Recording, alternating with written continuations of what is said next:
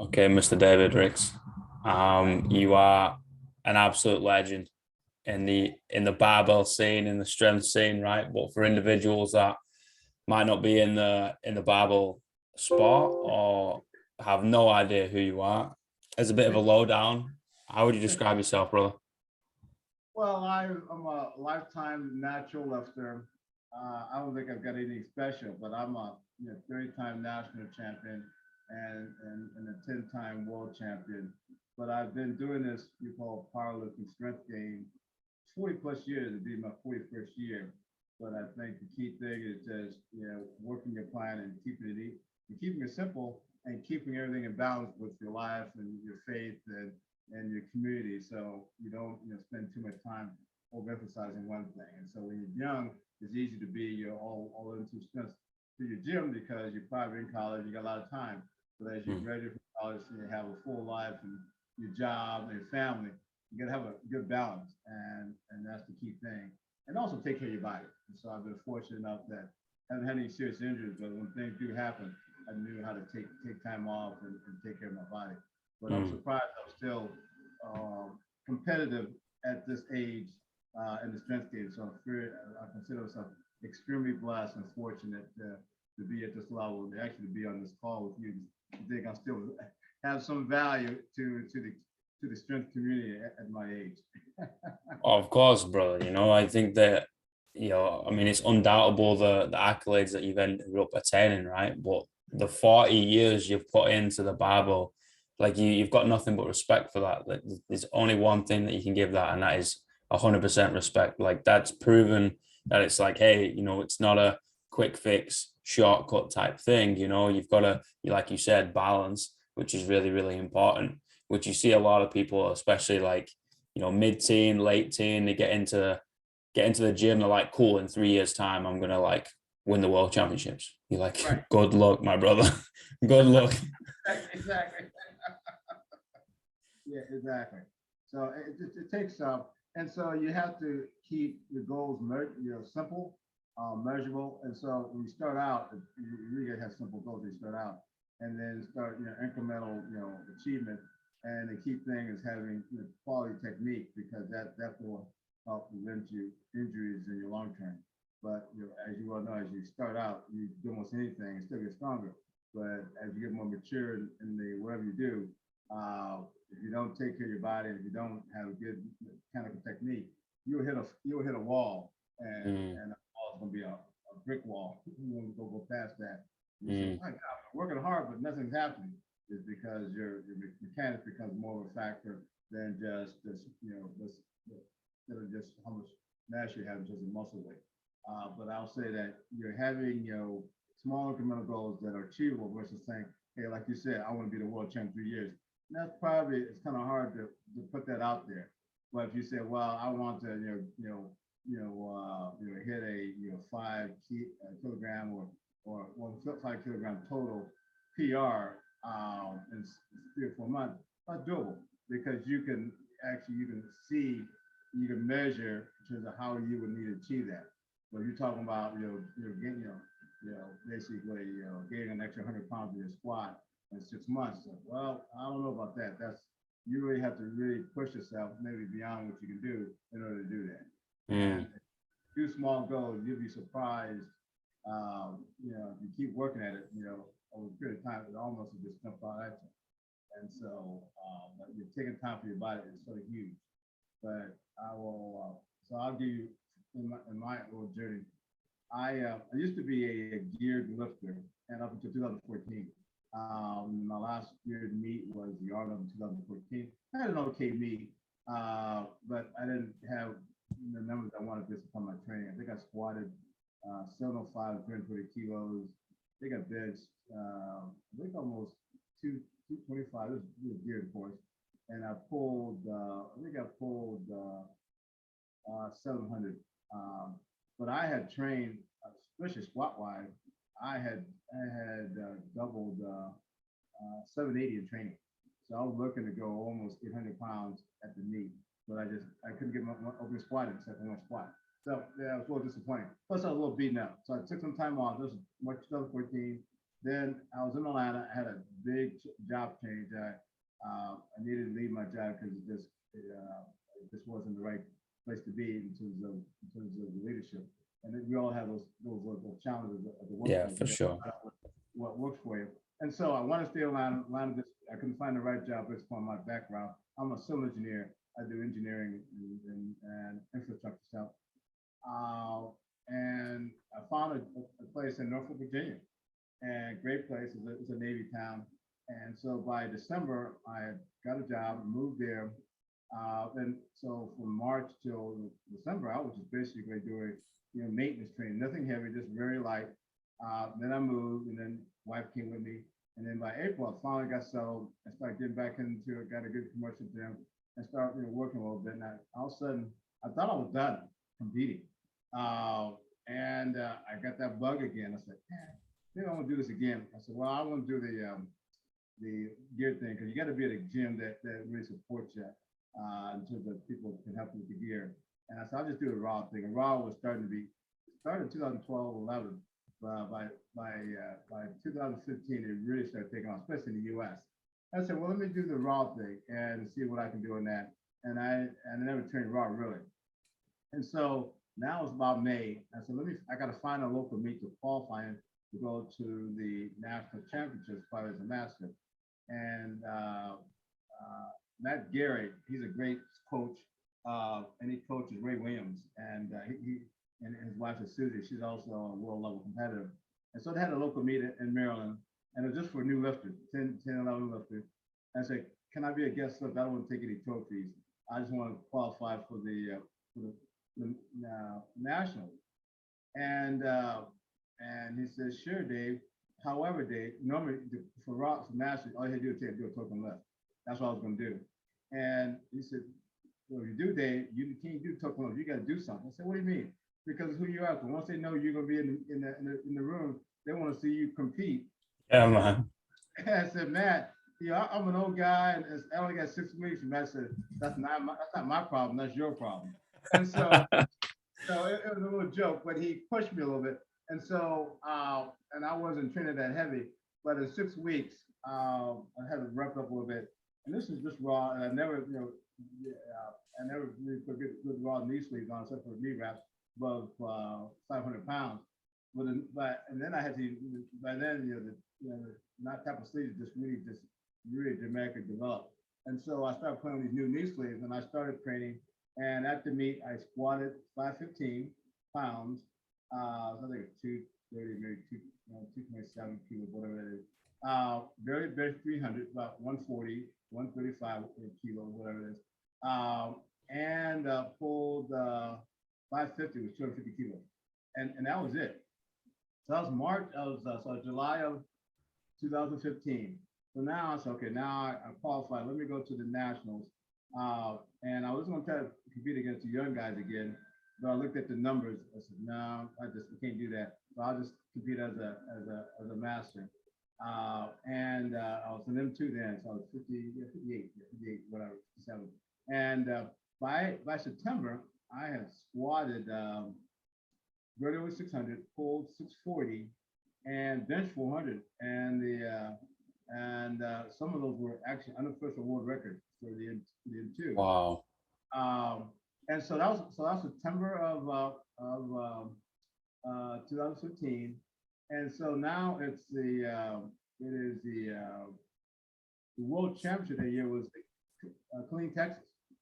And so I trained and by the time we got to the world championship, my squat got to a point where when I looked at the open squat record, shoot, it was I could do that.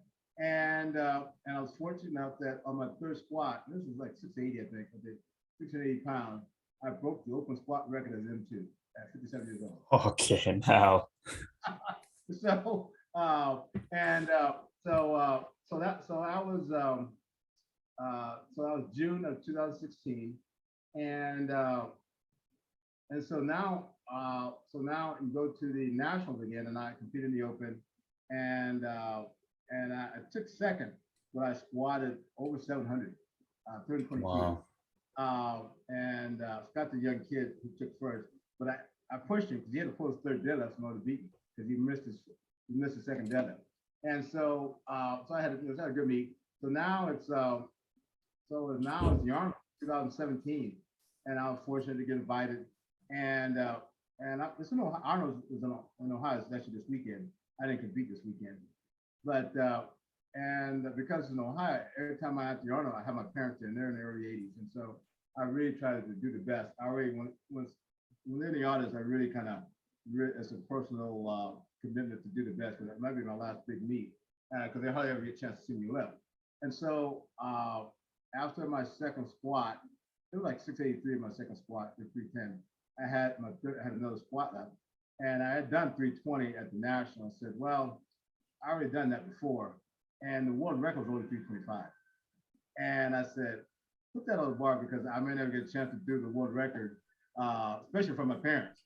And I was fortunate enough and broke the open squat record in front of my parents at the Arnold, and that was electric.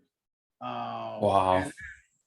And then on top of that, I had made a commitment. This is in January to go to there was a Pacific Invitational for Robert Wilks in Australia, and that was at the end of April.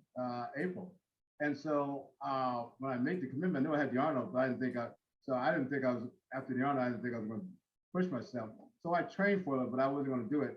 But once I got there, then we had a lot of top lifters, and I broke the record again by I chipped it at the Pacific Invitational 3 points. And so if you told me basically in July 2015 that in 2 years that I'll break the squat record twice, open squat record twice, I said you're smoking something. There's no way. And so, but it's all about incremental goals, taking your time and listening to your body and just see what happens. And so, and believing in yourself and knowing that if you train right, that I won't say nothing's impossible, but you can achieve higher goals than you think you can on a regular basis. But you got to be focused. And so when I train like something like that, I would train 5 days a week, sometimes twice a day. I'll have I do my assistant exercises at we call a commercial gym in the morning. Yeah. If I got to bench or heavy deadlift, then that evening I'm at a power gym doing those key lifts. Because you gotta if you're gonna do it, I'm all in. So I don't do anything halfway. If I'm gonna push myself for a major tournament, I put together like a 9 or 10 week schedule. This is what I gotta do. Here's my supplements. Here's what I gotta do, and here's my incremental plan. And so and see what happens. And sometimes things happen at the meet, whatever. But you gotta do the best you can. Prepare yourself for success. That's all you can do. Yeah, I think most people overestimate what they can achieve in a month, but underestimate what they can achieve in a year. Right? That's correct. That's correct. They try and do everything in 1 to 4 weeks, and they're like, "Oh, I didn't get anything done. I'm going to quit." It's like, no. If you end up staying true and just keeping on this path, you'll end up achieving something a lot greater than when you thought first at the start. Exactly, because there's a method and sticking with the process. Yes. And it's hard to see the forest for the trees when you're in the midst of the storm because you're pushing yourself, and if you got a job and family, you got a lot of stuff on your plate, and a lot of times you get to the gym, whatever, and you're just tired. But you gotta compose yourself, and you gotta push yourself through that and do the best you can because that level of intensity, that level of stress helps you at the end of the process. And so there's a balance in terms of you gotta have in terms of how to balance everything out. But you have to enjoy the journey. You can't say, well, I'm training for this tournament in 2 months and that's what I gotta do. And I'm pissed off because I really I don't like the training. And then you live, I don't say angry, but you don't live with the right enthusiasm. Yeah. And almost like it's a job. And if it's like a job, then you're doing the wrong thing.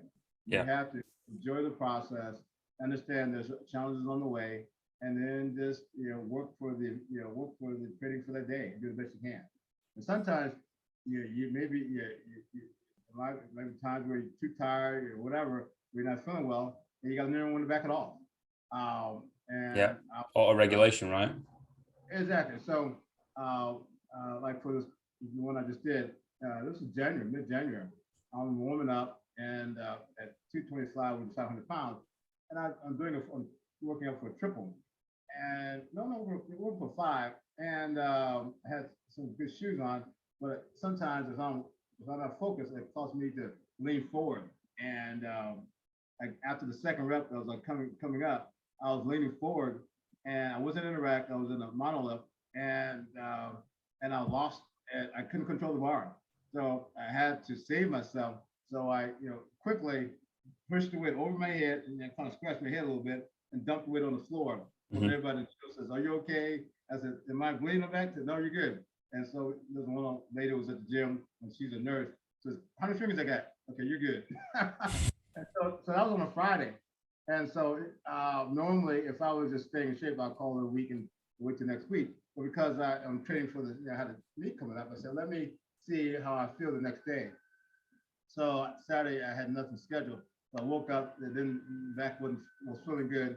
And I said, well, let me see if I can go back in the gym and see if I can put some weight on my back. I get, driving to the gym, and this is funny. And I'm on the way to the gym, and this lady, the lady who was there the night before, because she felt, make sure I was okay. She had texted me, so, how you feeling? I said, I'll text her back. I said, I'm doing okay. I didn't tell her I was going to the gym. And so I'm at the gym warming up, and everything feels good. I was still a little tight, but good. And I get past the 500 pound. And of course, I have spotters this time to watch me. Then I get to my target weight, which for my training block, which was 639. And I'm doing it for 5 reps. And so I put it on the bar. I had to work it, but I was able to move the weight. And I'm doing my normal, loud, screaming, whatever. And when I'm finishing the 5th rep, I'm screaming, whatever. And she walks in with her boyfriend. She knew I was there. And she said, "Who's that guy screaming?" She looked over, "Okay, Dave, no more sympathy for you. That's it. That's it." Wow. So what goes through your mind to keep you going into the gym? Well, especially, we all had impact with COVID, because we're all blessed if you're still, been affected with family members who've been impacted. And so, and I think I consider myself blessed to be able to be in the gym and move a little bit of weight, because, folks, especially, didn't do well with the COVID, and especially elderly folks. And so I'm fortunate enough that my parents are in the mid 80s, they both had COVID, and they're still with me. So I consider myself blessed, and I think I'm lifting for the folks who can't lift. And so that's motivates me to, when I think I'm tired, I say, well, there's folks who would love to be able to go in the gym and consider that a success. And so, and they would love to have me where I'm at, and so to having the capacity to push weight. And so that's what motivates me, that we all, have an opportunity to help each other and lift each other's up. And I just use this as another way to show people that you can keep moving no matter what it is. And so if you told me when I was, how old are you? I'm 25. Okay, so I used to think once I got my 30s, lifting was done.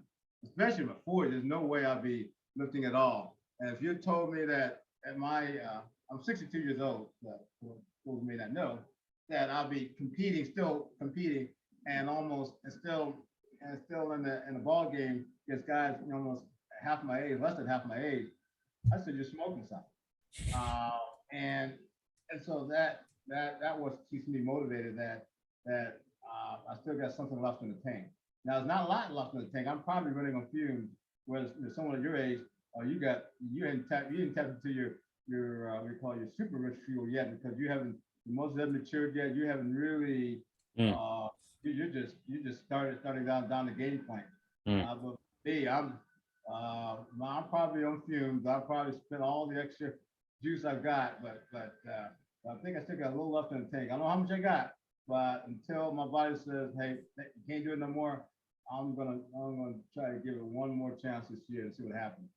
But if you'd have told me at your age, I thought, because I really got good at lifting. I started in my college, at the Naval Academy, and then I started my military career. But I wasn't focused on doing national championships. What I was doing, staying in shape. And then in my late 20s, I got stationed. I lived in Hawaii, and got around some really good folks who know how to train. And that's really that's what I finished. How to train really increased my potential. And then when I got in California, I learned how to do some really structure my training, some periodization, stuff like that. And my numbers really jumped where I was competitive on a national level. And I did a couple, won a couple, state championships in California. When I won my second one guy said, if you'd have went to the nationals, you could have taken first place. I never thought about doing national meets. And I said, oh, okay. And that's how I started my journey going to national meets. But you had to, at that level, it gets really tight and very competitive. So I really focused my training, said, okay, if I'm going to do this, I want to be the best.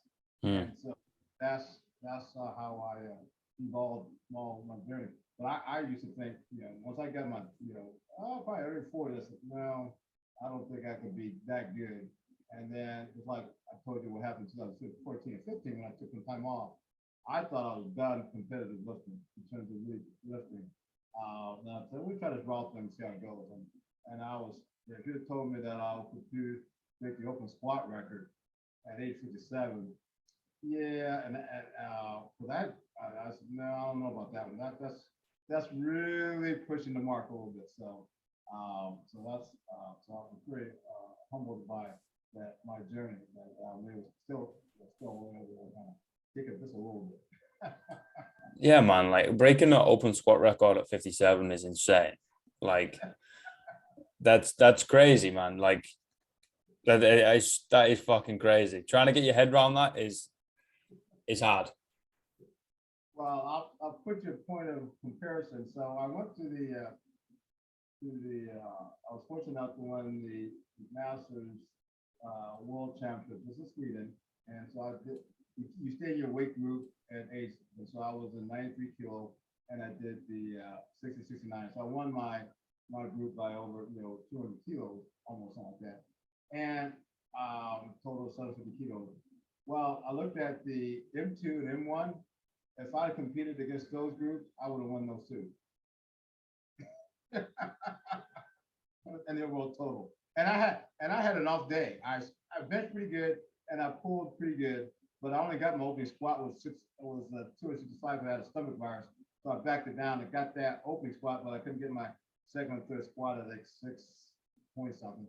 I was mechanically a little off, but even that, I thought I had an off day, and I was able to do a world record bench and deadlift into the Masters. And so I didn't have a decent total. And then so I watched the yoga group and I said, hey, wait a second, look at that. And then the Open, which was the following week, I would have taken 10th in the Open. So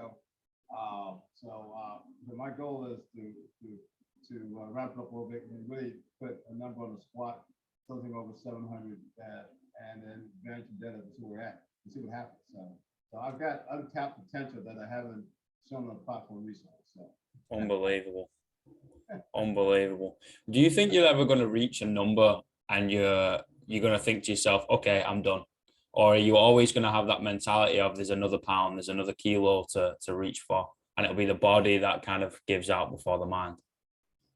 Well, I would say I'm almost at that edge of body saying, hey, you are pushing a little bit. So this is probably, I think, my last real competitive year.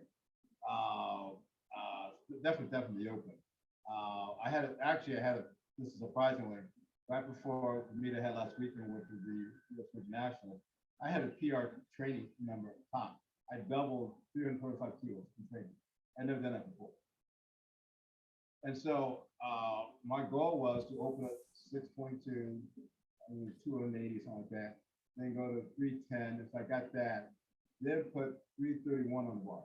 And but my last warm up was 265 kilos, 785.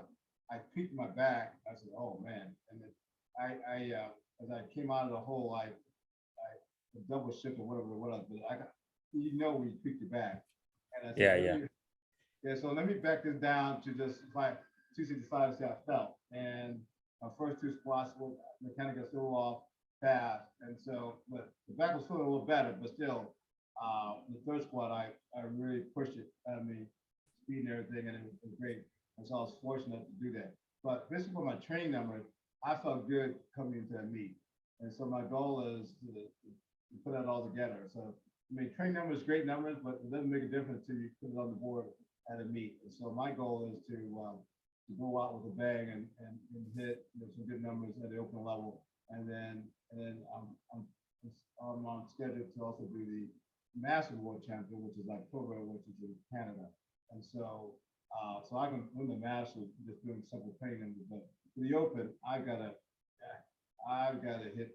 I gotta hit all my numbers, and so everything's got to line up, training, health, whatever. And so whether or not I can do it or not, I don't know, but it's good to kind of shoot for that goal, and it fires me up. It fires my passion. Say, I don't know if you can do this or not, but let's put on the plan and see what happens, and see if you can do this. And so that would fuels my desire that to do something that no one else has ever done. If I can do it, well, I don't know, but I'm gonna give it, like I said, I'll give it the old college try. Wow. I can't wait to see it, man. So if someone was walking into the gym for the first time, right? Not necessarily into a power gym, just kind of walking in, wanted to get started in this whole thing. And they came to you for advice. What would you say to them? Well, I think you have to decide what your goals are, and everybody has different goals. Some people are into just I just want to do conditioning, whatever, and do simple exercise. And so, and then that's a wholly different aspect to how you train. But if you want to do what we call power movements, then that's where I have a little more expertise in it, and I'll tell I'll look at the mechanics in terms of how they should basically move the weight and position themselves so they can do it correctly. Because I love to see young kids when they're in the gym and they're squatting or especially benching, and I just shake my head, and the other guys just say, oh, there you go, Mr. Ricks. He's probably gonna talk to that person again. And so and I said, can you excuse me? And I give it a couple, and so because they don't know what they don't know. Yeah, And yeah, yeah. same thing when I was that age. I didn't know what I didn't know. And so that can help people on their journey to fitness in terms of what they want to do. And then, how you train with us, a whole different aspect. But just the mechanic, I think is so huge because when you're young, you can do almost anything, still make some progress, but you'll get a point where because you're using poor mechanics or poor training, that you'll hit a wall and you get stagnant in your progress. And people need to understand you have to embrace the journey. This is not an overnight. Since you're not going to get be amazing overnight. You have to be structured in terms of what to do, in terms of nutrition, and everything else. And that's the hard part because we have the social media, Instagram, Facebook, where people love to kind of capture what they do every day. Okay, I did it on Facebook, Instagram. Okay, I'm a success now. Well, not really. Or they see other people, think their age, whatever. God, that person doing this. Well, I got to be doing that. Well, not really. You don't know what their journey is, and so you can't get wrapped up about with the social media aspect in terms of what people are doing. It's good to see it, watch it, but don't use it as a measuring stick of your progress. Everybody has their own journey, and you have to be conscious of that and don't get over emotional about it. And it's pretty simple. They don't overthink this stuff. This is not that complicated, but be consistent in your journey in terms of how if you're going to train for an event or whatever that is, and it says 2 months out. Well, in order to do that, I got to train 3 or 4 days a week. And I got to do it, this time, whatever. Then make that commitment, and then have alternate plans if you miss a day, whatever, so you can keep with the plan. But you got to have a plan and work the plan and be committed to the plan, because that's the only way you can really achieve success. Yeah, that's it, man. Like, a lot of people start out and they're like, I'm going to train 5 days a week. And you're like, okay, great. And then the next thing you know, 3 weeks later, they're on 3 days a week. And then 3 weeks after that, they're barely even making a session. You're like, guys, I'd rather you come in twice a week and do that for a year than end up dwindling off, right? And then you fall out of love for it, and that consistency is not there. And like you and I both know, you more than me, but you and I both know is like it's the consistency that gets you places, right? Well, the other thing, when you're young, it's easy to do a lot of volume, which is nothing wrong with it, but you have to know when to pare back, especially as you get closer to a meet, because when you're young, you have a high recovery rate, so your body, you don't know when you're overtraining until it's almost too late. Now, at my age, I know like within a minute that I push my body, but when you're younger, it may take 3 or 4 days later before your body tells you that you're hitting that limit in terms of your central nervous system, and you got to back it off. And so there's one guy, he's been training about 3 years, and well, he's going for meet in November, and this was the actually week before the meet, and he was doing numbers almost at 95%, uh, uh, almost too much volume, and so I helped squat him on his heavy squat. And they said, "Oh, I got 2 down squats." I said, "Well, it's almost at 85%." I said, "You're done." To tell your coach that he got no video coach, remote coaches. I said, "You're done. You need to rest your body." And he did very well at his meet. And he thanked me afterwards. But he had the number of the program. He thought he had to do it. And when I helped him with his max squat, I mean, he worked it, but he was, I mean, he had to struggle with it and said, "You're done. Your body's telling you you're pushing a limit." And so he needed someone to kind of tell him not to do it, because he would lock in because it's on a sheet of paper or on, Yeah. And so that is the hard part to tell a young lifter to back it off a little bit. But the mechanics and how you do the work is so critical. With the volume, that's another aspect that you can burn somebody out, especially if you're talking 8 or 9 weeks as a natural lifter.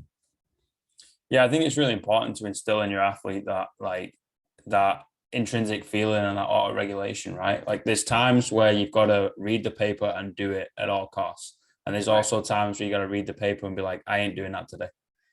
Exactly. Because the time we're supposed to do this for triple, but you barely get a single and you're grinding it out. Okay. Well, you can try it again, but you can probably going to attack your muscles, may injure yourself. You need to call it a day and call it. And so that's the hard part. That is because you're not, especially for the young lifter, you don't have enough experience to know when to call on. Now, because I'm a little more, I've been and done that. I've been doing this for a little bit of time. I know when to call off. But for a young lifter, you don't know what you don't know. You think, well, maybe I'm just not working hard enough, and you overdo it. And then, wait a second, what happened? So, and that's where if you have someone a little mature, around you, coach or whatever, no one to back it off. So. Yeah, you see that a lot in academy sport with athletes coming through, like teenagers into college years. Like they're like, "Oh, I'm not achieving this. I'm not working hard enough," right? And most most of the time, it's no, dude.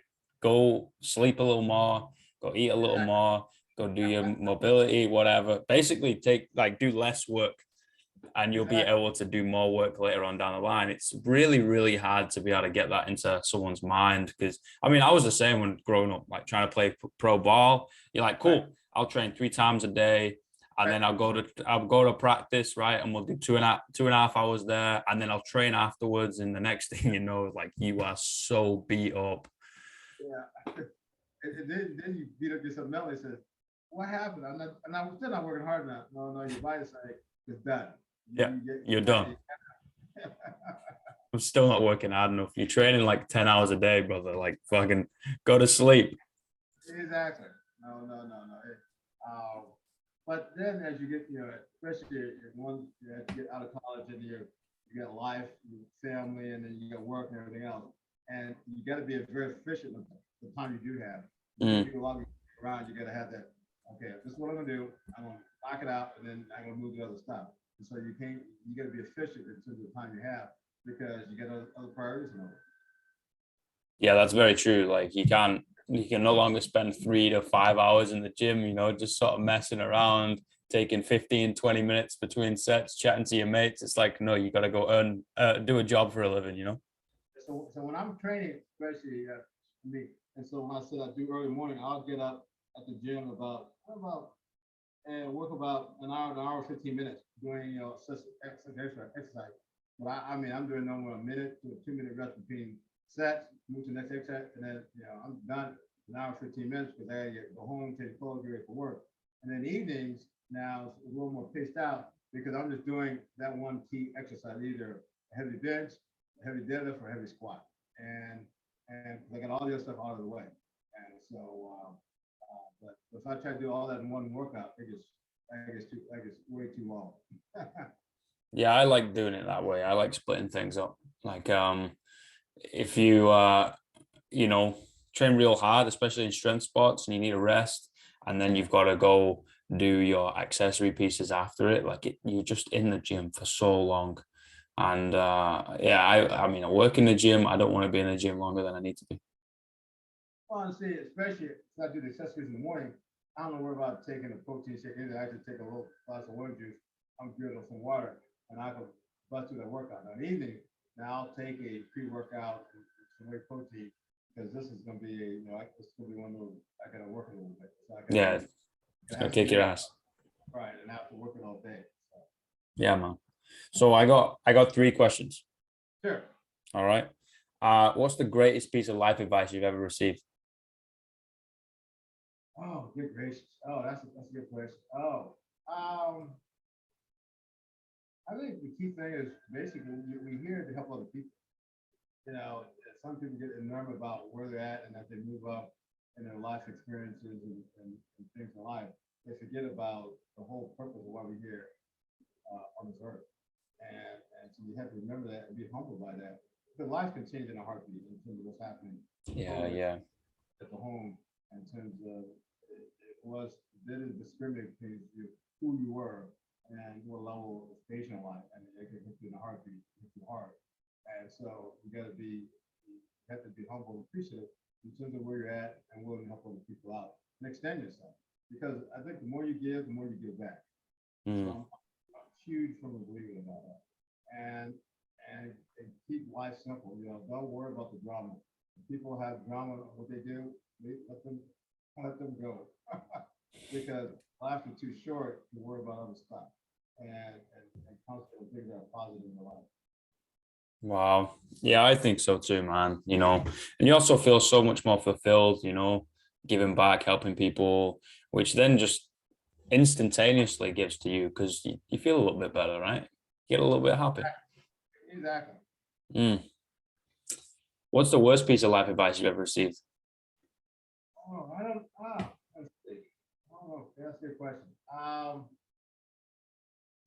That's a good question. Worst piece of life advice. You get that all the time. So,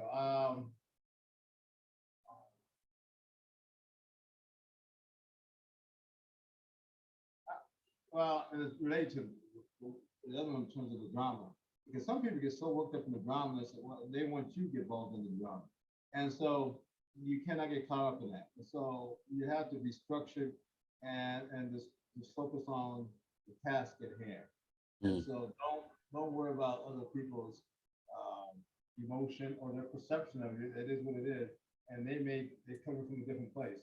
And so I recently I had a guy talking about something, and he's a coworker in terms of another department, but he's all worked about in terms of him being recognized, being acknowledged, and I was taken back because I thought we were buds, but he's got stuff going on that I just don't think is he got stuff going on.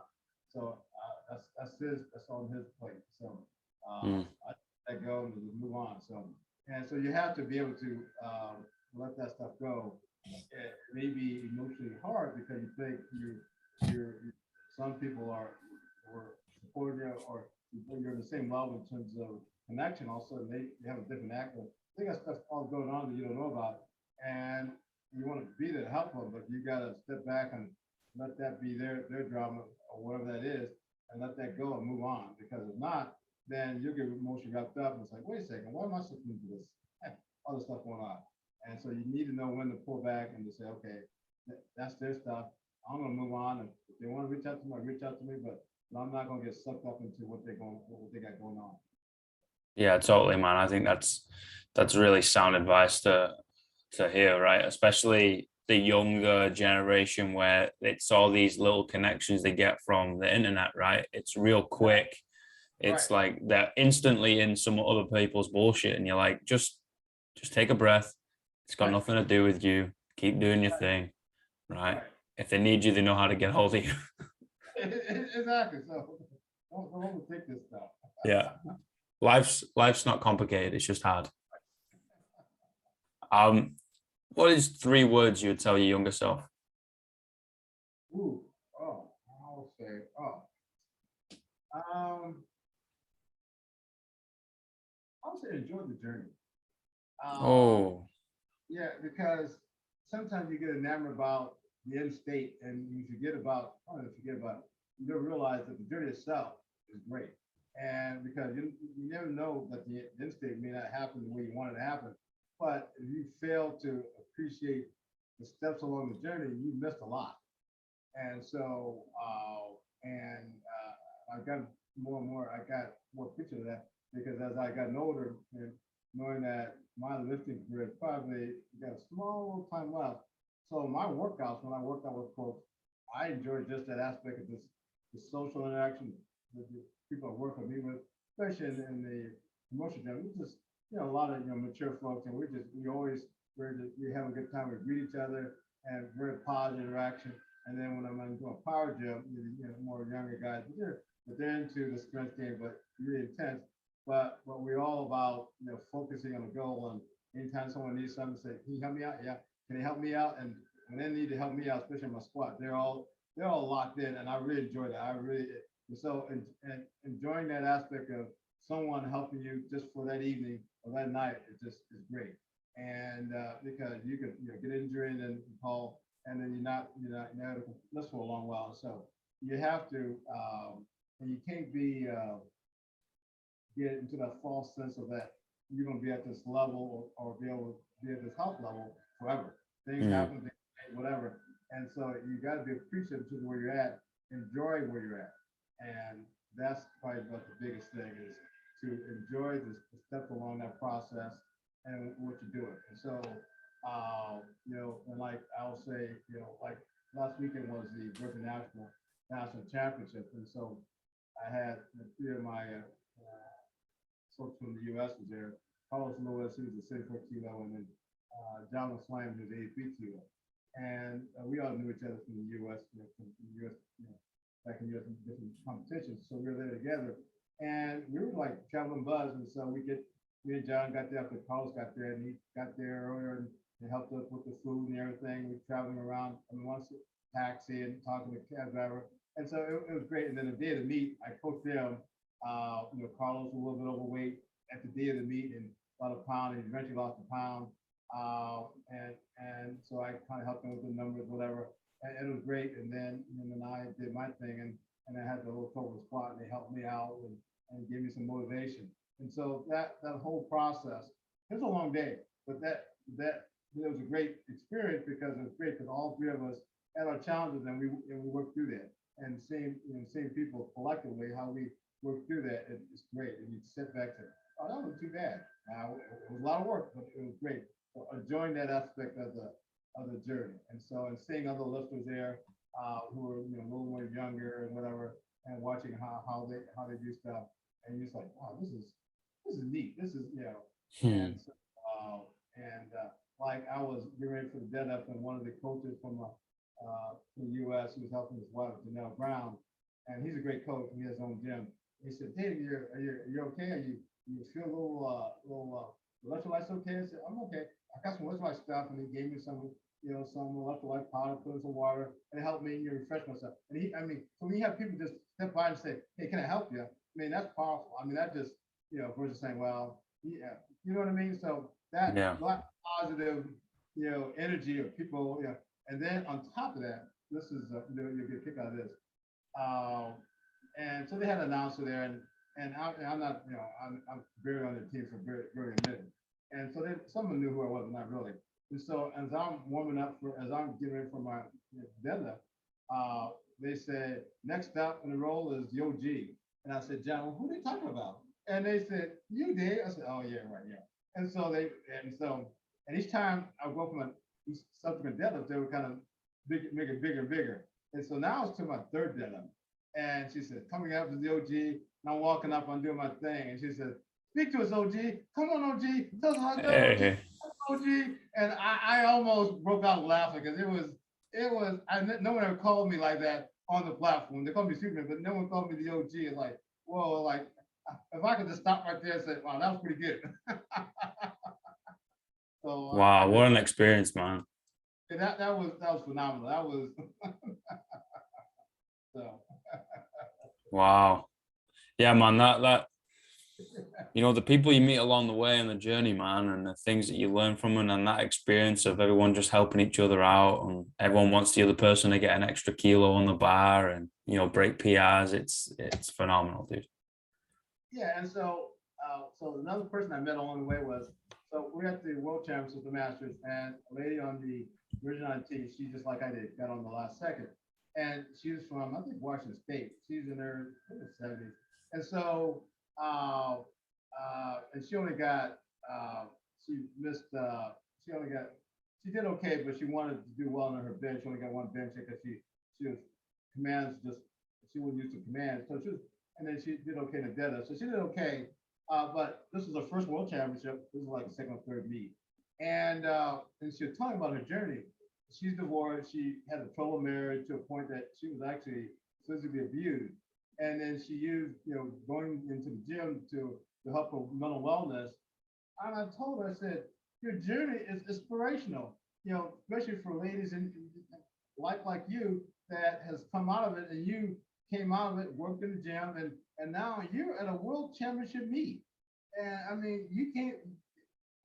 You're competing at the world championship level against the top levels in your age group, against international judges. That's inspirational. Yeah, we all have goals. We want to hit our goals, but don't worry about it.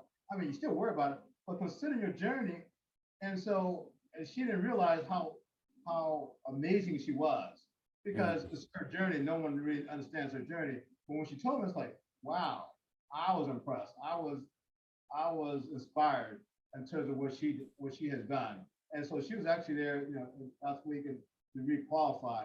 But when you hear about people who have that unique journey and they're just trying to get better themselves, and all of a sudden they're at a different level, and they think people look at them now and say, well, she's always at that level. She's always a world champion. No, this person just has just has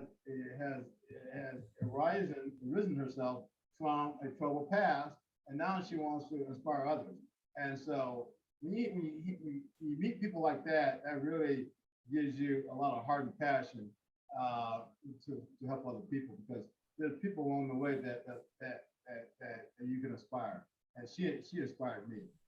Fuck yeah, man. That's so inspirational when you hear stuff like that, and people going through things and dealing with it in the iron, the iron therapy, as the Rock nicknames it, right? It's so true. Like it's so cool hearing people's stories from all over the globe, just all putting in their time and energy and passion into this steel thing, right? And just loading on some weight, sitting down, standing up, picking it up, pushing it off their chest. And it's like, wow, this is really, really cool. This is inspirational.